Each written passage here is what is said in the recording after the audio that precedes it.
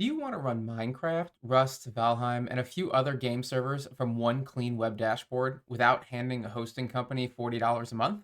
Let's talk about Pelican Panel. Pelican Panel is a modern open source game server management panel, and it's the spiritual successor to Pterodactyl. It gives you a web UI to deploy and manage game servers with user accounts, resource limits, file management, and a live console, all backed by Docker.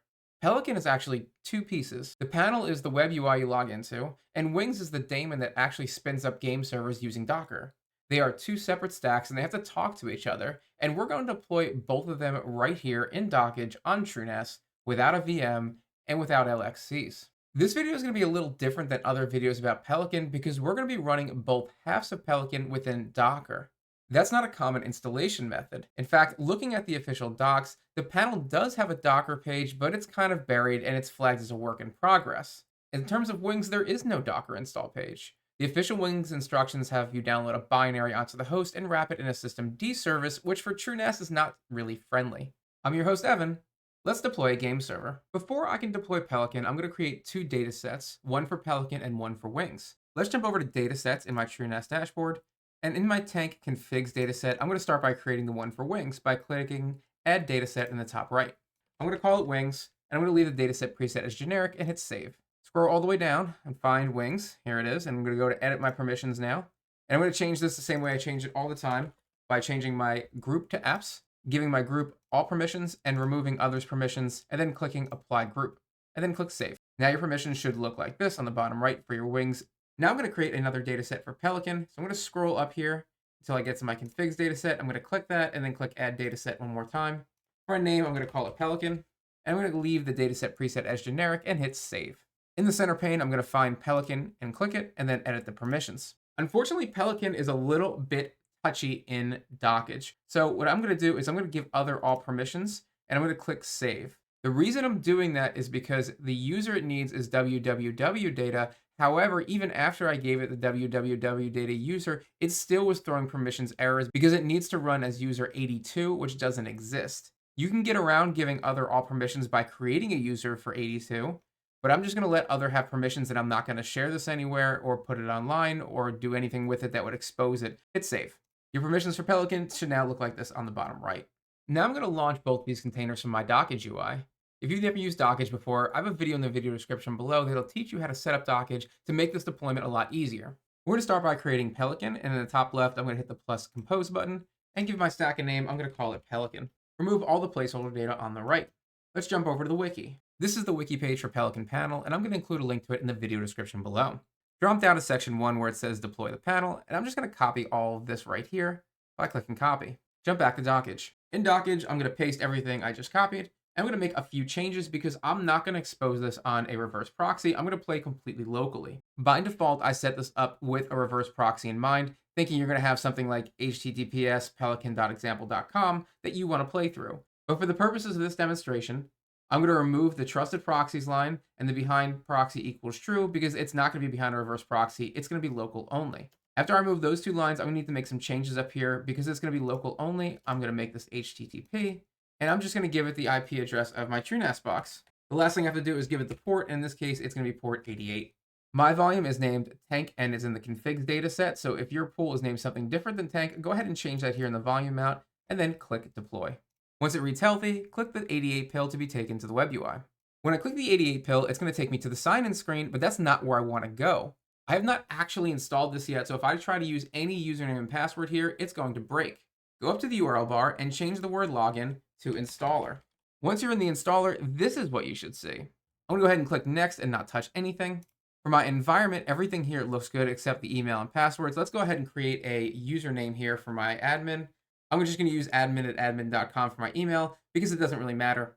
I'm going to pick a username and a password and click next. I'm going to leave everything else completely stock. I'm going to click next on database. I'm not going to import any eggs yet. I'm going to show you guys how to do that from the panel once we're actually up and running.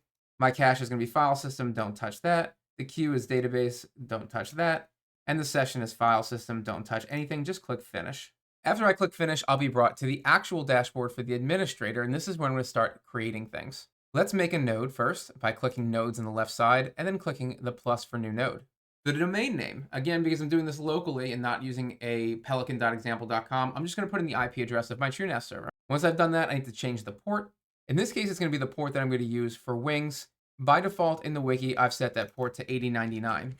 For the display name, I'm just going to call it Wings. Because I'm not doing anything over HTTPS, I'm just going to leave this as HTTP and click. We have to make one change on the screen, and that's the daemon base directory. Right now, it's trying to save to var lib pelican volumes. That's not where we're going to put it.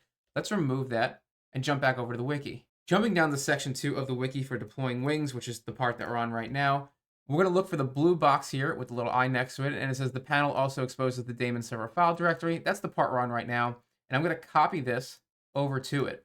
Now, this assumes, again, your pool's name, mount, tank, and you've saved your configs and configs Wings. If you have not, change the name of your pool to whatever you put your pool name as. Let's jump back to the panel and paste the base directory here. Leave everything else the way it is without changing anything, and click plus. It has now given us a config.yaml file, and I'm going to show you what to do that in a minute. Don't touch the screen, stay right here, and jump back to the wiki. In the wiki, scroll down to section 2.2, and this is the Wings stack. Go ahead and copy all of this and jump back to Dockge. In Dockge, I now need to launch a separate stack for Wings, so click Compose in the top left, and give the stack a name. I'm going to call it Wings. Remove all the placeholder data on the right, and overwrite that by pasting with the thing we just copied from the wiki. This is where things get a little bit spicy. You'll notice here the volumes are definitely really interesting. I've put everything at mount, tank, configs, Wings, and you saw me make that data set earlier in the video, but unfortunately I can't do that for everything. I have to leave 2 data sets out of that. Var run docker sock has to be the same down here, do not touch that. And the etc SSL certs have to be the same, but it's read-only, so don't worry about that. It's not actually going to mess with anything. It can only read what's already there. Everything else above that can be changed, but some of these need to be a little bit specific.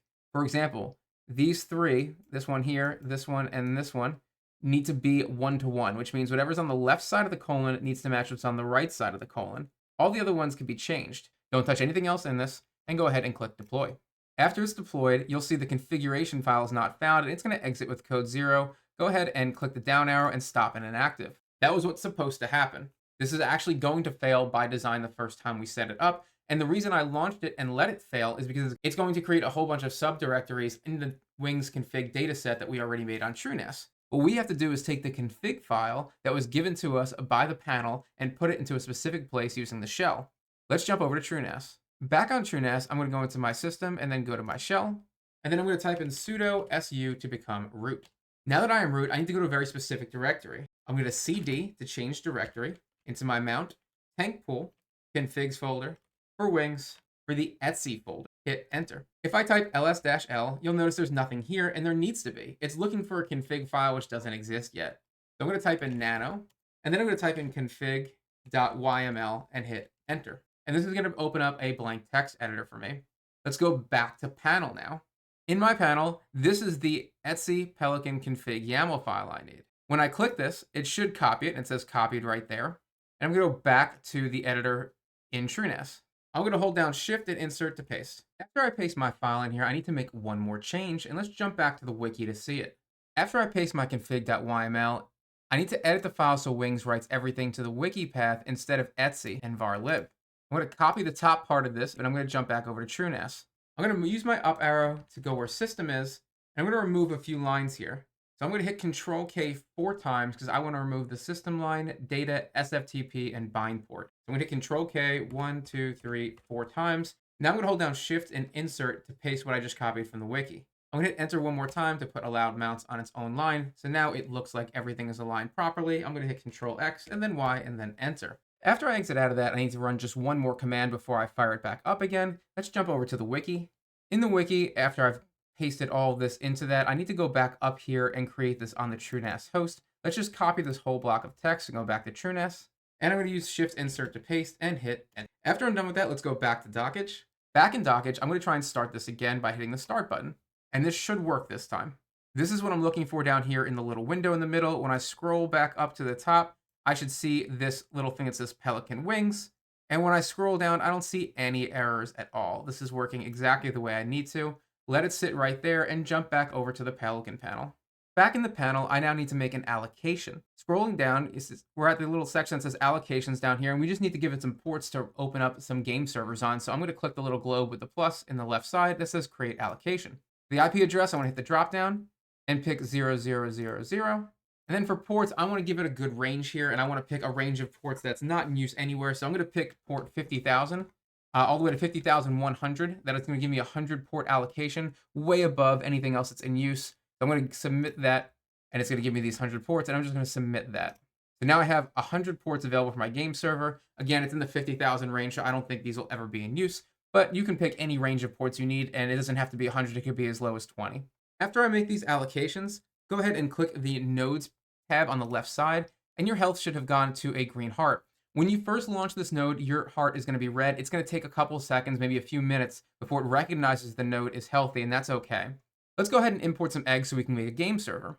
On the left, click Eggs, and then click the little paper with the arrow next to it to import. There's various ways to put eggs on here, and I'm going to use the ones that come stock with Pelican, but just know you can upload files or just click URLs to bring eggs directly into this. I'm going to use the GitHub method, and just for this demonstration, I'm going to use a Minecraft egg. I'm just going to use a vanilla Minecraft, and I'm going to submit this, and it's going to install this egg in the background. I'm going to jump over to servers on the left, and I'm going to create a new game server. Click the plus on the top left to start a new game server. I'm going to click the dice to make it random, and it's just going to call this Hawk, which is fine. I don't care. On the bottom right, let's hit the arrow to go to next. For my egg, I'm going to hit my drop down, and I see vanilla Minecraft has now been imported, so I'm going to click that. I'm going to leave all this stock. I'm not going to touch anything and hit the right arrow.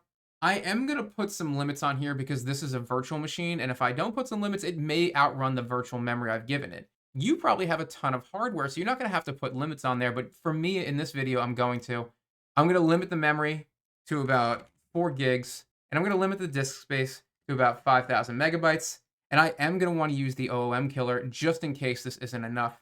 And I'm going to leave everything else there and scroll all the way to the bottom, and then click plus on the right to create my server. In the top right, it says created, and when I click servers on the left, and I can see that it's starting right now with a little heart.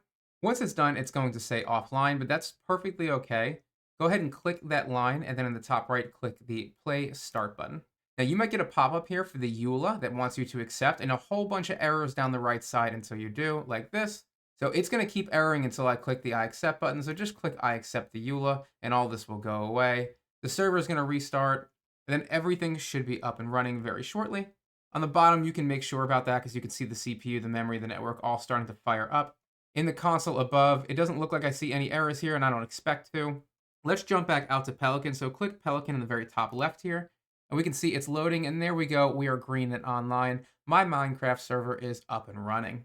When I click into it, it's going to take me right back to the page I was just in case I want to stop it or restart it in the event that I need to change something. Looking at the project health of Pelican, the panel repo sits around 2,200 stars with 300 forks, 34 releases so far. The latest is version 1.00 beta 35 from late June 2026 at the time of this recording. The commits are landing constantly, including in the last day or so. If you look at the release history, you can see a steady beat of beta releases stretching back all the way through 2025 and into this year at about 1 a month. That's a healthy, actively developed project with real momentum behind it.